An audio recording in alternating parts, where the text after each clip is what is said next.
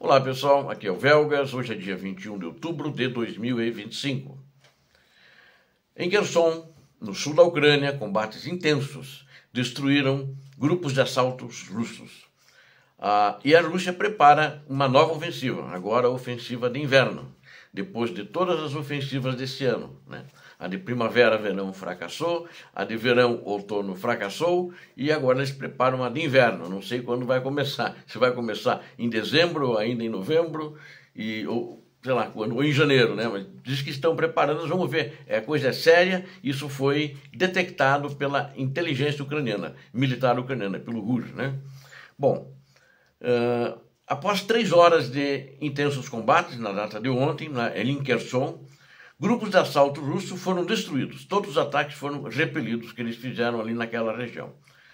As tropas ucranianas, elas repeliram com sucesso ao longo de toda a frente sul. Não é, quando eu falei em Kherson, não é na cidade de Kherson. E não houve combates na cidade de Kherson, mas na região, na sua linha de defesa, na província, né? Na província de Kherson. Apesar da cidade de Kherson não estar longe da linha de contato. Depende, ela está longe se você analisar que tem o rio Dnipro no meio, ali tem 1.000 metros, no mínimo 1.000 metros a travessia, né? Então, mas tem outras áreas ali na ponte de Antoniuka, que não é tão longe, ali aconteceram combates, os russos tentaram atravessar a ponte, tomar as posições ucranianas na ponte e fracassaram ali também nessa região. E a esses grupos de assalto foram eliminados na data de ontem. Segundo, inclusive, quero citar aqui um oficial, o porta-voz do exército ucraniano, Vladislav Voloshin, que é quem fez essa divulgação, que eu estou mostrando para vocês agora. O Voloshin disse que no último dia, na zona operacional do Grupo de Forças do Sul, o exército russo conduziu 4 operações de assalto. 3 delas nas imediações da ponte, é uma ponte rodoviária, né? A ponte de Antoniuska, né? Tentando tomar as posições ucranianas naquela região ali. E não tiveram sucesso, né? Outro confronto ocorreu perto de uma vila chamada Plavny, P-L-A-V-N-I. Estou falando bem aberto, sem a pronúncia, falando em português, né? Plavny. Então, é no setor de Urikhiv. Urikhiv é O-R-I-K-H-I-V. Eu vou, esse começo aí que eu fiz um resumo, eu vou colocar o resumo na descrição do vídeo. A batalha durou mais de 3 horas, talvez entre 3 a 4 horas, segundo ele falou.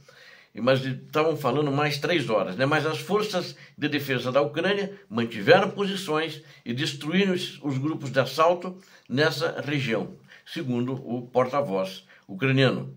Ele observa que as tropas russas, elas dependiam fortemente de drones. E eles fizeram 680 ataques de drones kamikaze, foram registrados ali na região.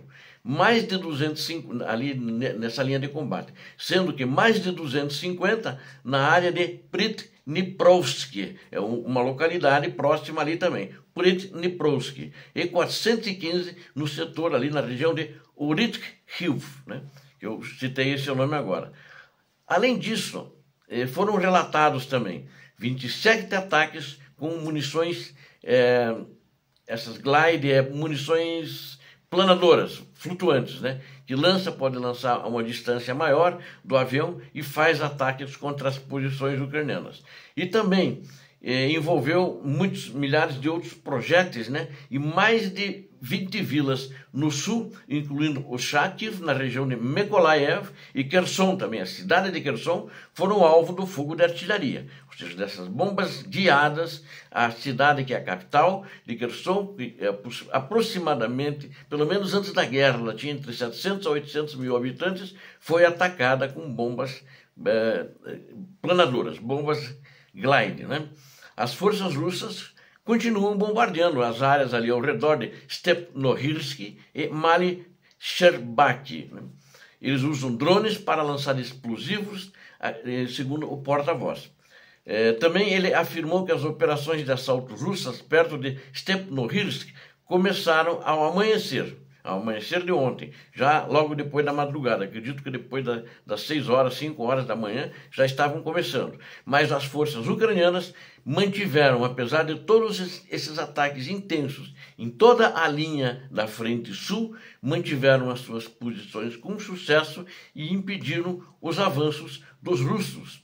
E no que aconteceu, apesar dos ataques aéreos com essas bombas voadoras, né, dos drones, né, os grupos de assalto foram destruídos, alguns integralmente e alguns na sua maior parte do grupo, né? Ou seja, houve muito pouco para que eles pudessem fazer recuo, né? Então a Ucrânia saiu-se muito bem aí nessas posições. As forças russas, ele acredita que as forças russas vão voltar à carga para atacar de novo essas posições ucranianas. Só na data de ontem, em todo o teatro de operações, vou aproveitar esse gancho, já que falei os números da região de Kherson e do fracasso dos russos nessa região, eles que fizeram os ataques. A iniciativa ontem foi deles, a Ucrânia não fez nenhum contra-ataque, apenas manteve as posições, mas em todo o teatro de operações aconteceram ontem 168 confrontos das tropas russas e anteriormente o Estado-Maior das Forças Armadas Ucranianas ele já tinha revelado que as tropas russas lançaram 2 ataques com mísseis também naquela região ali. E todas as bombas glides que foram lançadas, eles fizeram ataques aéreos naquela região, mas entre esses ataques, eles fizeram em todo o teatro de operações 74 ataques aéreos. Eles liberaram um total de 165 bombas guiadas em posições de tropas ucranianas e áreas civis entre o dia 19 e o dia 20 de outubro. Porque eles começaram no final do dia 19 à noite, os ataques, e foi a madrugada inteira adentro, e foi também durante o dia, né? Então houve muitos ataques. Agora, ali naquela região onde foram destruídas, eles centraram a maior parte dos ataques ali entre 3 a 4 horas, e ali eles pereceram a maioria das tropas russas. Não deram aí um número de baixas e nem o número de atacantes que vinham nessa linha para atacar a região de Kherson. Além disso, as tropas russas também fizeram ataques com sistemas de lançamento múltiplo de foguetes. E 93 foguetes foram lançados contra as posições. Em resposta, a aviação ucraniana, a aviação de caça ucraniana, entrou em ação com unidades de mísseis, a artilharia ucraniana também. Eles atingiram 3 concentrações de pessoal, armas e equipamentos dos russos. Miraram 2 centros de controles e conseguiram identificar onde é que estavam, 2 centros de controle de drones, né, e destruíram 4 peças de artilharias da Rússia. Nas direções mais variadas, né? E ali naquela concentração, ou seja, teve uma grande vitória a Ucrânia nesse dia. O dia foi bom, o dia de ontem foi bom para a Ucrânia. Dá para dizer que essa violência, essa crueldade que está acontecendo é bom. É bom porque para a Ucrânia, por quê? Porque não recuou, os russos fracassaram mais uma vez e acredito que eles vão acabar recuando mais ainda durante essa guerra. Enquanto isso, drones ucranianos, eles destruíram uma estação de radar russa. Eu ia falar da ofensiva, mas resolvi encaixar no meio, que isso aqui é mais rapidinho. Uma estação de radar russa, Valdai, ela estava na Crimeia, foi na data de ontem também, então houve esse ataque desses drones ucranianos. O nome da estação é Valdai, porque Valdai é uma localidade lá perto de Sochi, né, nas margens do Mar Negro. E a inteligência de defesa da Ucrânia relatou essa destruição também, porque foi feita por eles, pelas forças especiais da inteligência ucraniana, do RUR, né? Esse radar russo estava no campo de base aérea de Jankoy, na Crimeia, que está temporariamente ocupada na península da Crimeia pela Rússia. E também eles informaram, né, a inteligência que a operação foi realizada por pessoal especializado da diretoria de sistemas não tripulados do Departamento de Operações Ativas. Eles usaram drones, as forças ucranianas localizaram e lançaram um ataque preciso. Uma estação de radar russa ela estava camuflada e eles descobriram e foi também bingo. Acertaram em cheio e ela foi destruída. A função dessa estação era engraçado, que era para detectar, inclusive, pequenos drones em geral, mas principalmente os pequenos que eram mais difíceis, e acabou sendo destruída por aqueles que ela devia detectar. Ou seja, não teve sucesso, né? E mais um sucesso ucraniano, e a Rússia está preparando, então, uma campanha ativa de inverno, segundo o RUR.